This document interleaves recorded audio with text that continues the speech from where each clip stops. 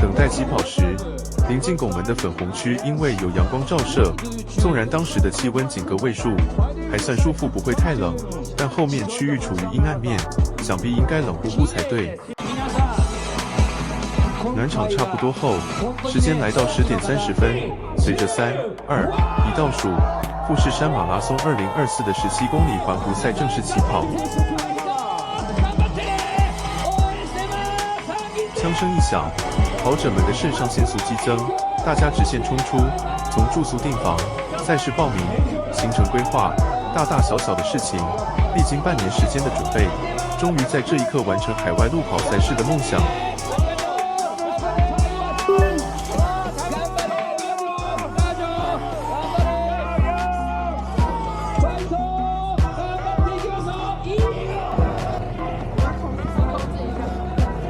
路程一转入阴影路段，瞬间感觉温度掉了许多。不过在刚刚出发的热情驱使之下，心情还是雀跃无比，感觉大家都相当兴奋。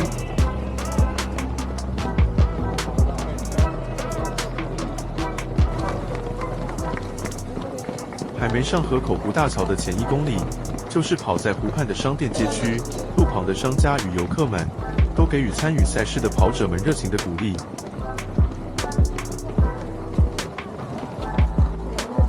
起跑之后的人潮相当多，这时努力控制好自己原先预计的配速，该超就超，该缓就缓，不要被众人的速度影响，稳定迈出每一步，细心感受现场氛围，努力享受赛道美景。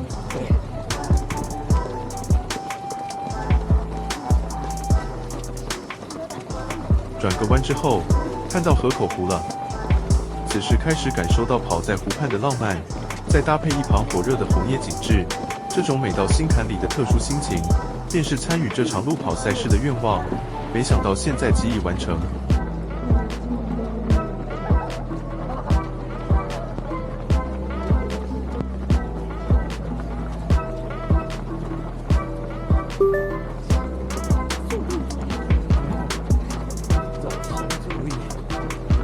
踏上河口湖大桥桥头，亦代表通过第1个1公里的关门点。本次起跑区域由拱门而后分为4区，分别以粉红、蓝、橙与灰4种颜色代表。这个10点57分关门点，对于10点30分由粉红区起跑的跑者，应该算是相当友善。但对于排在灰区的朋友而言，本来就是因为速度比较慢而被排在最后，又因人潮众多必须延缓多时才能通过拱门，不知10点57分关门点是否会对他们造成威胁。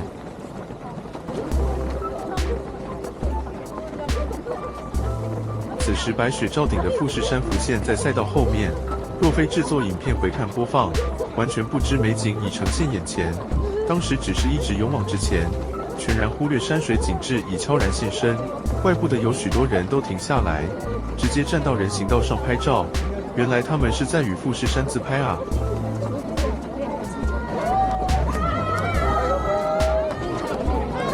桥上有许多国家的民众拿着国旗，为所属国民跑者加油呐喊。感谢路旁为台湾加油的人们，谢谢你们！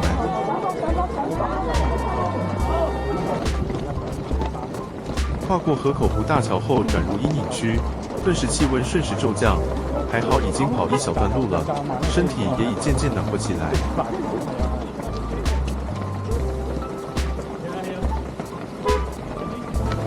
没多久，赛道开始转入河口湖北岸，又开始接受阳光的洗礼，背着太阳往前跑，眼前一片光明，面对着前方轻松愉快的坦途，挤在人群之中，好似参加路跑嘉年华一般，喜悦之情溢于言表。接着来到富士河口湖艇观光联盟前的 U 型转折点。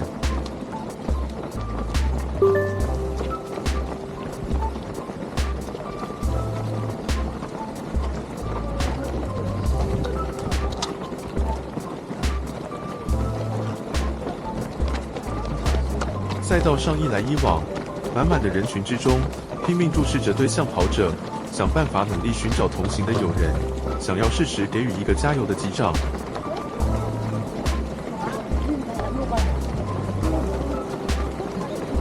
这场比赛的工作人员在赛道上都是以单车骑士的身份出现，就连监察也不例外，这点与爱骑机车的台湾截然不同。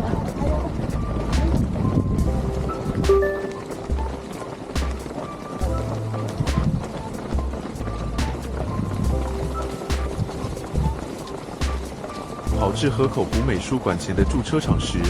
眼前立即迎来两旁红彤彤爆满的红叶，加上此时绚丽阳光的加持，跑起来感觉真是毫不费力。心情好，感觉体力都变得无限了，好似超级赛亚人上身一般。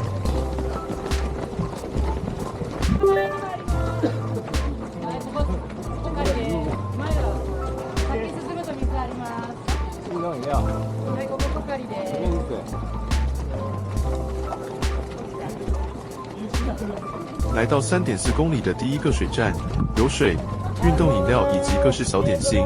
若是心有余而且力足的人，真可以站在一旁缓缓品尝小点，慢慢喝运动饮料。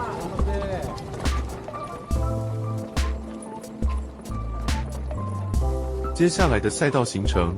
慢慢接近河口湖畔几个重要的美术馆，可想而知沿路的景观必然越来越漂亮。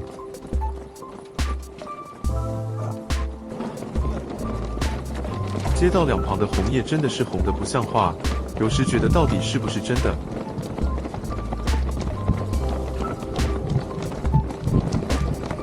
此时经过检查点，大家小心踏过地上的感应设备。多年前曾经带着小儿畅游河口湖，当时在木之花美术馆前拍下照片，如今用自己的脚跑过这里，当然要停下再次拍一张照片，以示留念。使许多跑者被关门的河口湖枫叶回廊，除了原先的众多游客外，今天再加上1000名跑者经过，算了，拍张照片就好。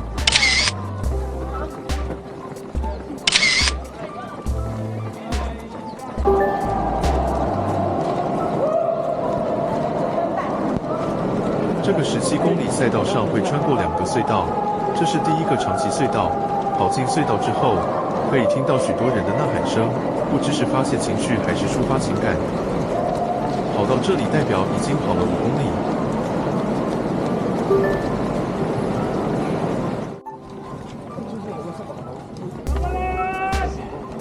出隧道没多久，来到的第2个水站，这里风景超美的，大家可以边补给边欣赏远处的富士山。许多人根本干脆停下来与富士山自拍，望着这等世界级的美景，缓步向前推进，生怕步伐迈得太大步，美景会被远抛脑后。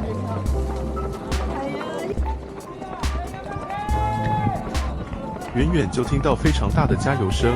结果跑近一看，原来是当地消防队组成的加油团。可见这场赛事真是请当地民间与政府的力量，大家齐心协力，目标一致，尽全力来办妥这场赛事。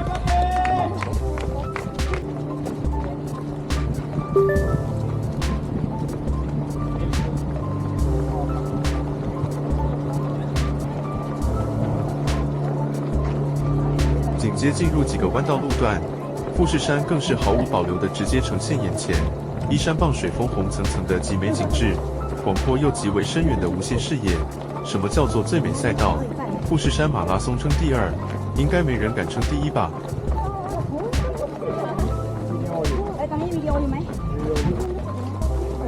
日本的车道普遍狭小，跑在这段有分隔岛的路上时，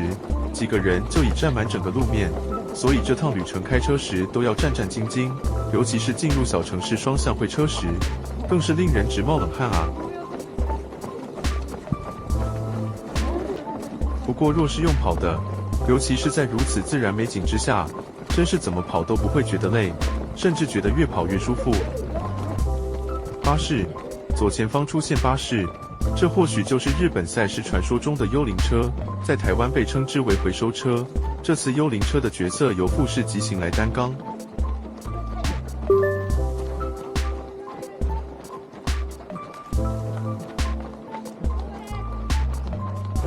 在大概9公里的第2个关门点，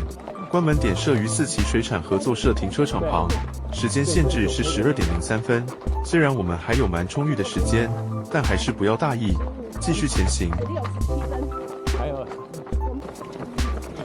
在长滨隧道口前，竟然还有一辆幽灵车，可可见大会预估这个关门点会有多少跑者被回收。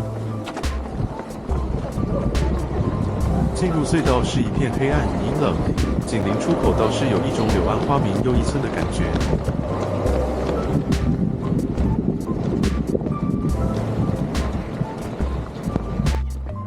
补给站或路旁时常有流动厕所可以使用。因为河口湖是个观光旅游的地方，所以环湖的观光景点或停车场也会不定时出现公共厕所，这点对于跑者而言相当便利。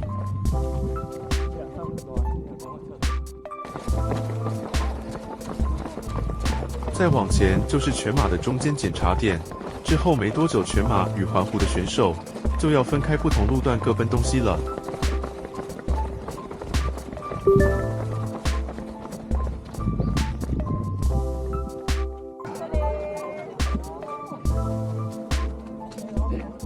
10.3公里的补给站，一开始就直接用好吃又大颗的葡萄喂饱选手，工作人员个个忙个不停，一直补充葡萄。选手们也是不辱使命的一把一把吃，每个人都是吃饱吃满，而后直呼饱了才继续后面的赛程。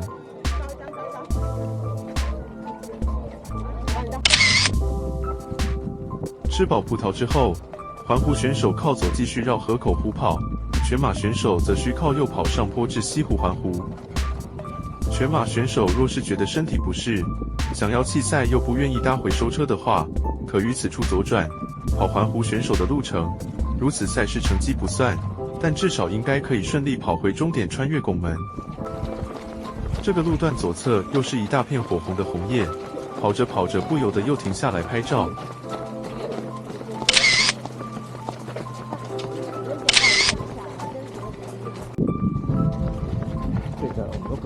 接着开始进入河口湖南岸的路段，阳光偶尔会被路旁的山坡挡住，稍微会有些凉凉的感觉。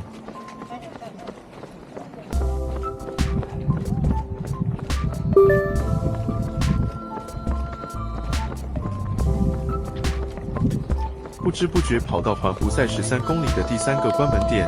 关门点设于圣山道路休息站的道路旁，时间限制是12:03分。过了这个关门点，许多人就放松心情的慢慢享受赛道。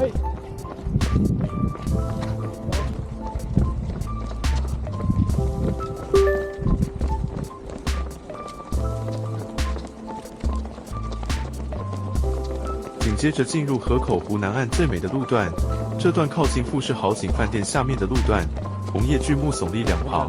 红黄相间的自然色彩布满天际。加上天气与阳光的力挺，让整个赛道仿佛进入红橙黄的时空通道一般。纵然偶有龟仙人从旁窜出，依然不减当时的浪漫气氛。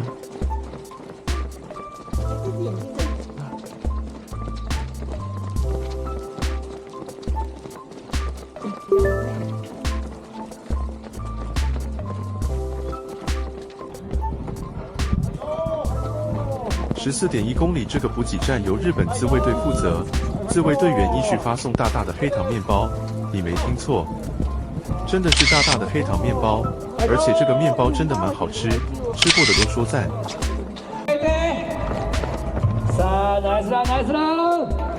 跑了2个多小时，终于回到上午起跑的船津冰柱车场，代表完赛的拱门就在眼前。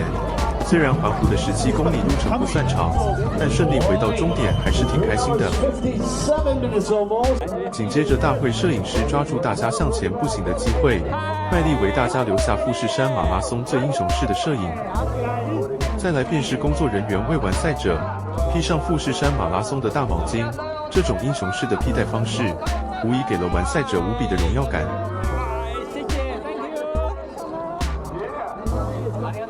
此行8位跑者均顺利完赛，其中不乏完全不跑步，3个月前才认真迈开第一步的人。别说不爱跑步，